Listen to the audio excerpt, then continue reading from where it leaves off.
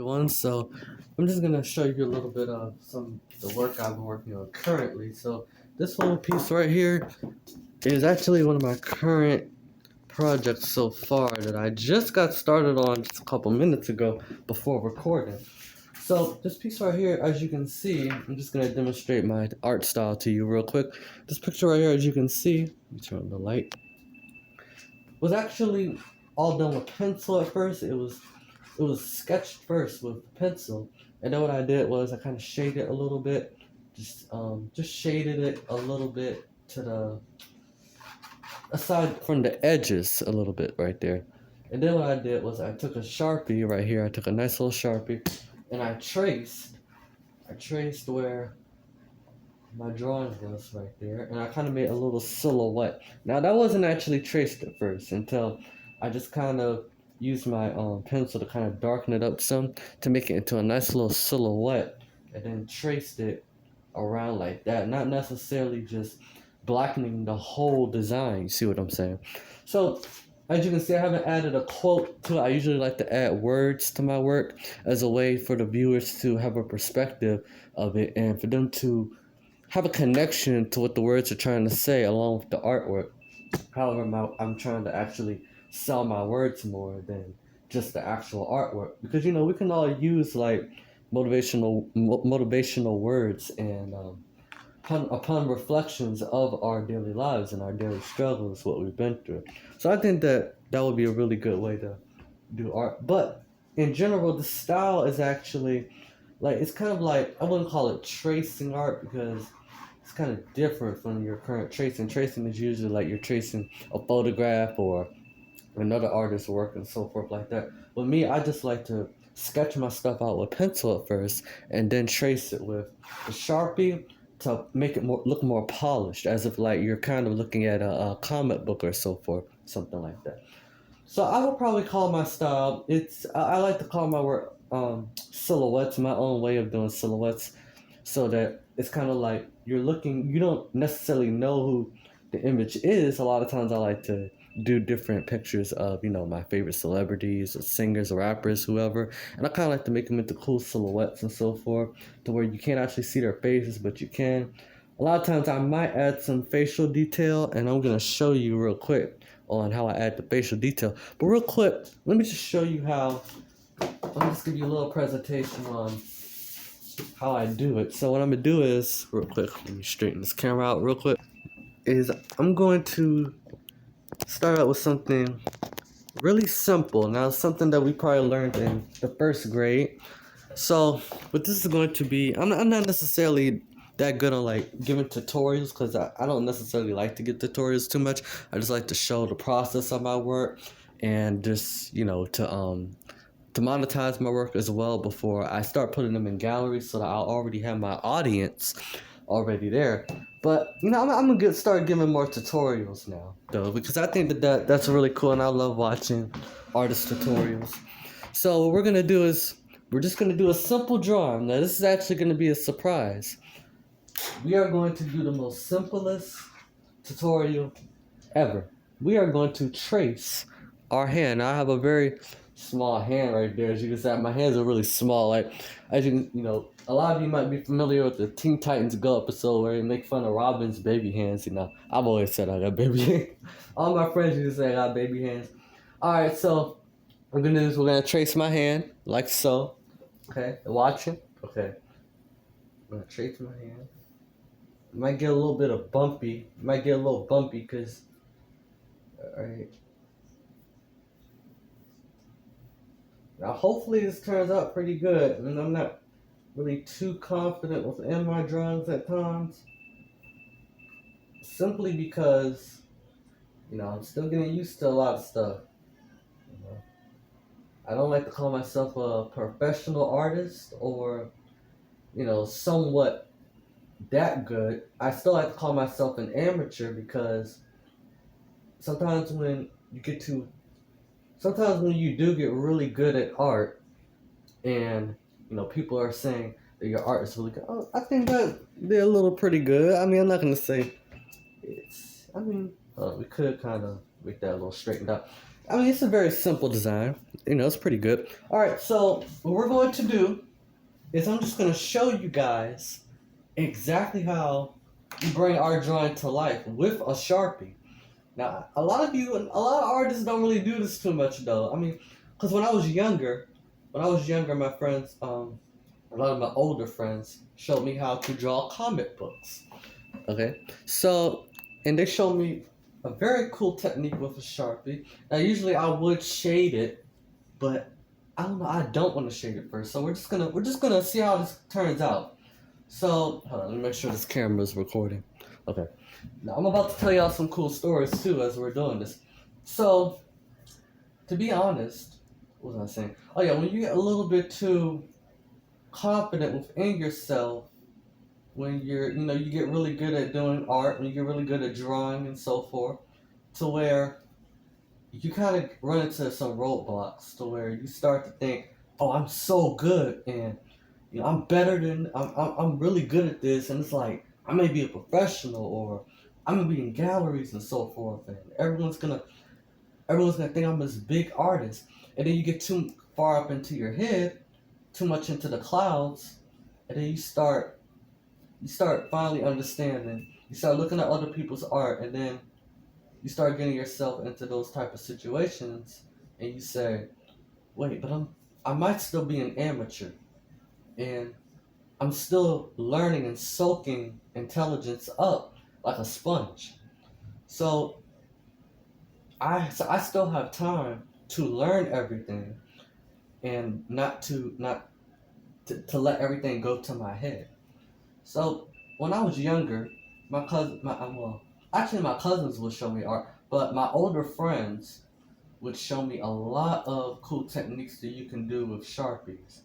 And what they did was they saw that my art was really good because I was starting out with pencil. I was starting out with pencil, and they said, "Okay, that's really good, but we can make it look better." So I said, "How can we can make this a little better? It look good just as it is, you know what I mean? It look just as good as it is."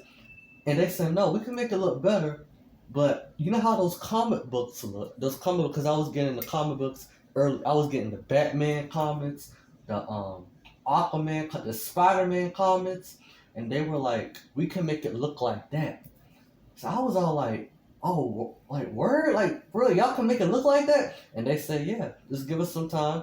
And I said, "Why don't y'all show me how to do it?" So they did it, and I was just blown away by how the lines were all just. It was like watching magicians at work. Like you don't know how the drawings all came to life like that, but it's like you're following the specific patterns of what they're showing you, like how the lines are all coming together, and how just like they're tracing around like that.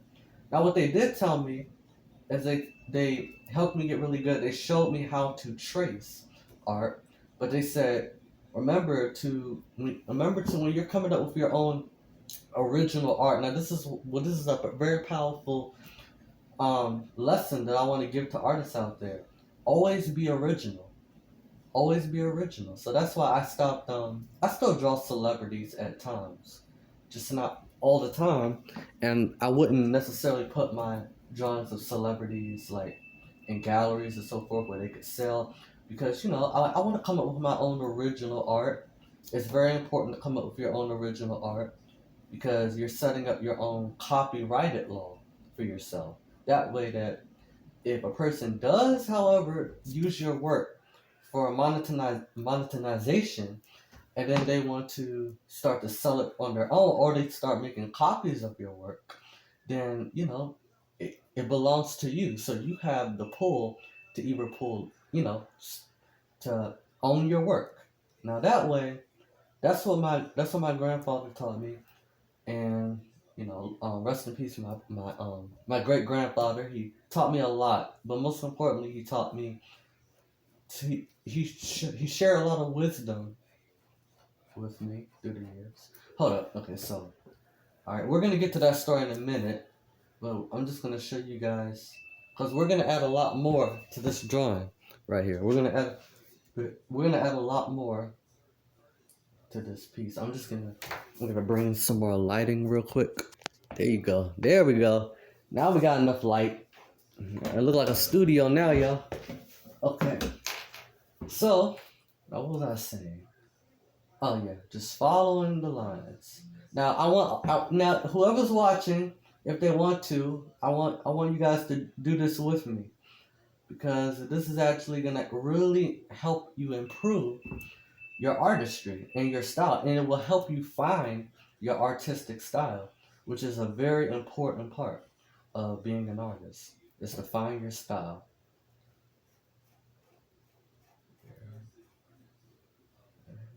There we go. Okay, now what we're gonna do is we're gonna get to shading. We're gonna try to see. It looks really what? It looks really good, but we need to add more details to it. You see? So we're gonna do this. We're gonna take our pencil like this, and yeah, we're just gonna shade a little bit, and then we're gonna start adding lines to it. We're gonna start adding the lines of our palms to it as well, and we're gonna trace those, as you can see right here. Now, a long time ago, I used to it's gonna sound kind of weird, but I used to kind of like trace my palms a little bit like that, and then I would like just keep doing it, and I would just put it down on the paper, and then it would just appear on the paper sometimes. It was just kind of weird, but but I used to do that with charcoal though. However, this is different. And then what I would do is I would trace the hand and everything, like, since I would get my palms on it, that way it would already be on the paper and I could just fill in the rest of the details. But I don't do that anymore because I'm older. It's a lot of mess. So we're just gonna shade it like this. Yeah, we're just gonna shade in. Now, as you can see, we got a little bit of detail right there. Looks pretty good. Got a little bit of detail. Okay. So yeah, so don't try what I did when I was younger. Alright.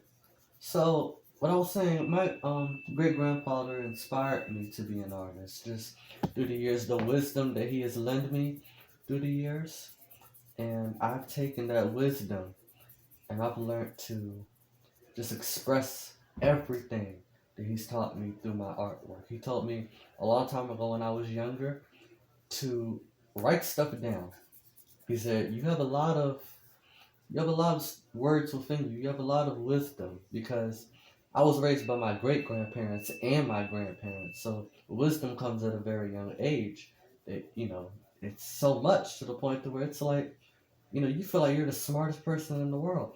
But I realized I wasn't. So I had to journal a lot.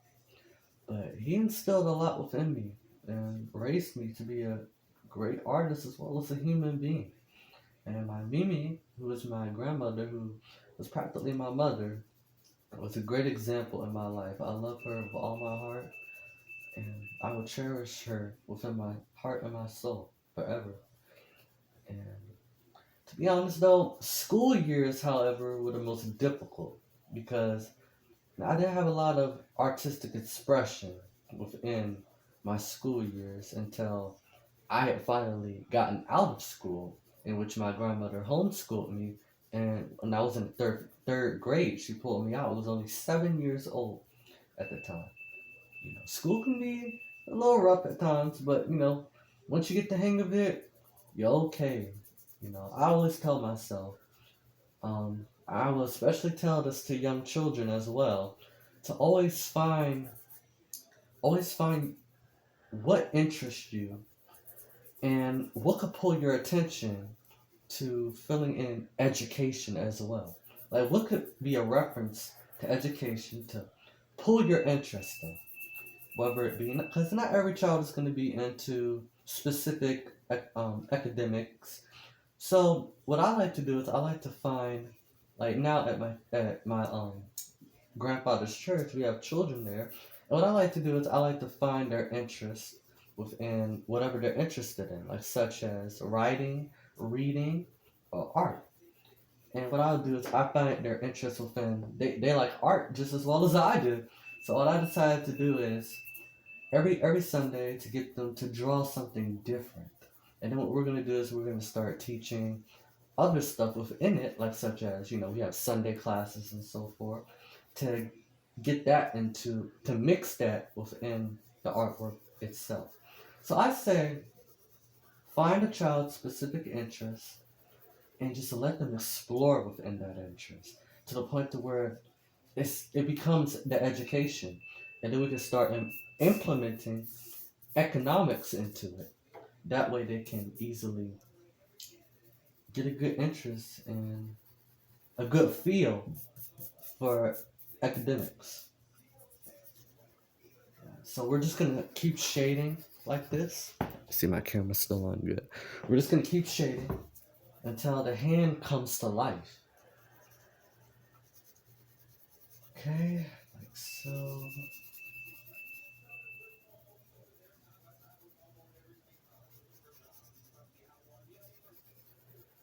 Yeah, I don't usually do tutorials, but I was like, I was watching all these tutorials online. Very, very talented artists. Very talented artists. And on Quora, I've actually gotten to speak with some artists as well. This one woman told me, while I was sharing with online, and well, actually, I wasn't talking with her. I actually saw her story online. Um, she was accepted into some art galleries, however, and then, however, she noticed that they weren't actually paying her as much as that she was supposed to earn for her earnings for her art. So she decided, hey, I'm gonna just start putting my art on clothes and start selling them. So I was highly impressed by that because a lot of systems kind of like they kind of do the artist a little bit dirty sometimes, and it's not really it's not fair at all. So I'd say always find your specific niche and stick to it, because I think that's what really works.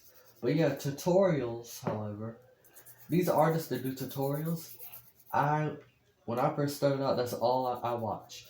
Tutorials, animators, the animators that work on Disney movies, on Marvel comic books, cartoons.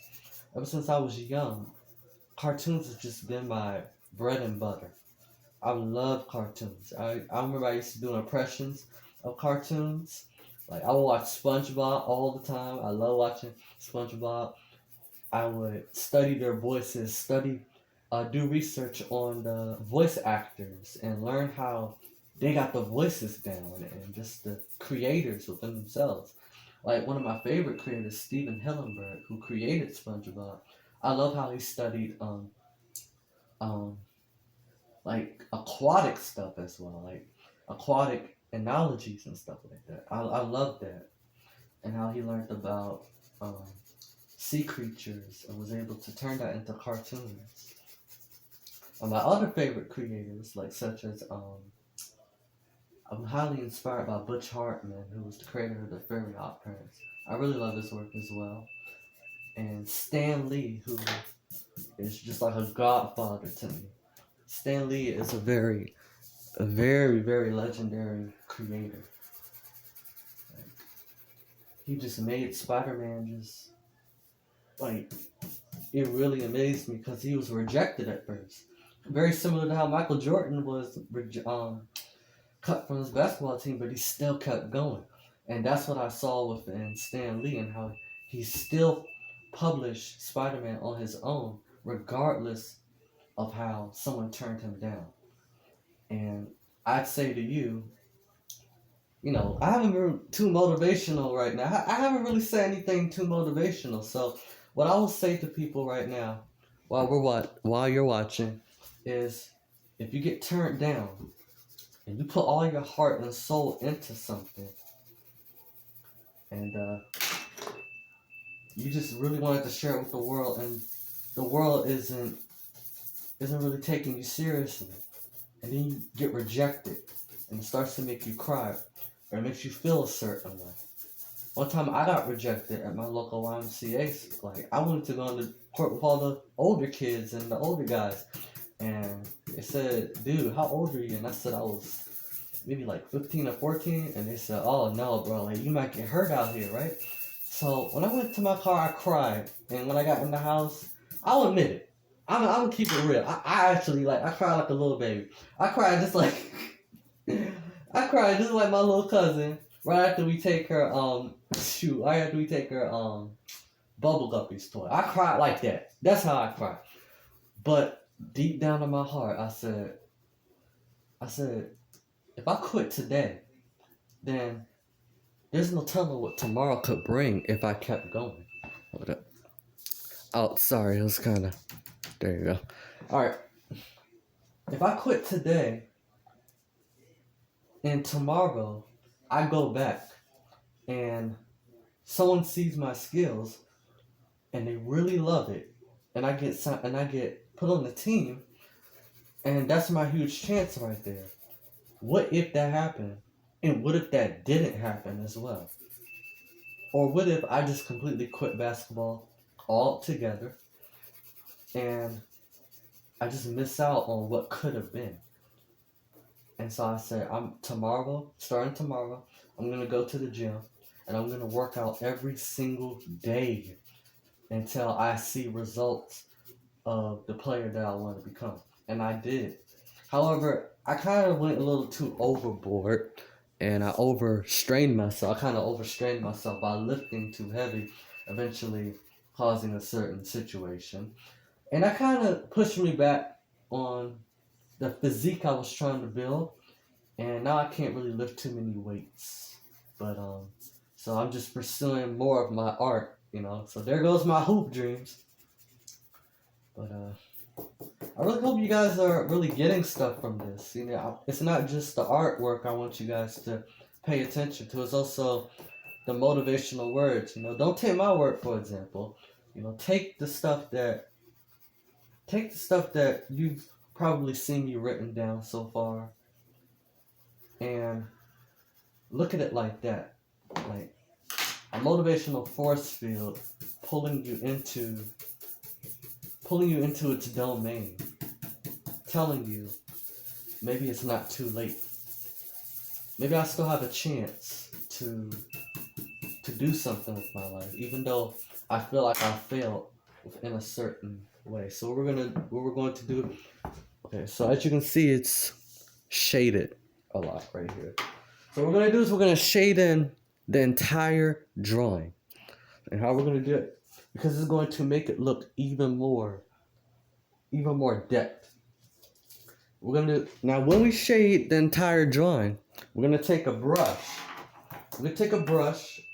Or we could take let me go get my cloth real quick. We can take a brush, or we can take a paper towel, or a washcloth if you have one, or a cotton ball, or a Q-tip. And I like to do is I like to use this brush, which I already put the pencil shavings on. We're gonna take our pencil. I hope I'm not talking too much for you guys. I just don't want to say the wrong stuff and keep anyone too long. I really hope that you guys are feeling really motivated, not just by drawing, but by keeping hope alive. That you can succeed in whatever field, Because I myself, I need to motivate myself as well. And that's where we get into this drawing. This drawing is not a tutorial. I got y'all. I got y'all good. This is not just a tutorial. But it's also another one of my artworks. And we're going to call this piece of work, I already have a name for it, self-motivation. Now think about self-motivation. Is that we don't motivate ourselves a lot. We expect motivation from either clips we watch online, the people that, athletes, people that speak on motivation, people that's already succeeded in something.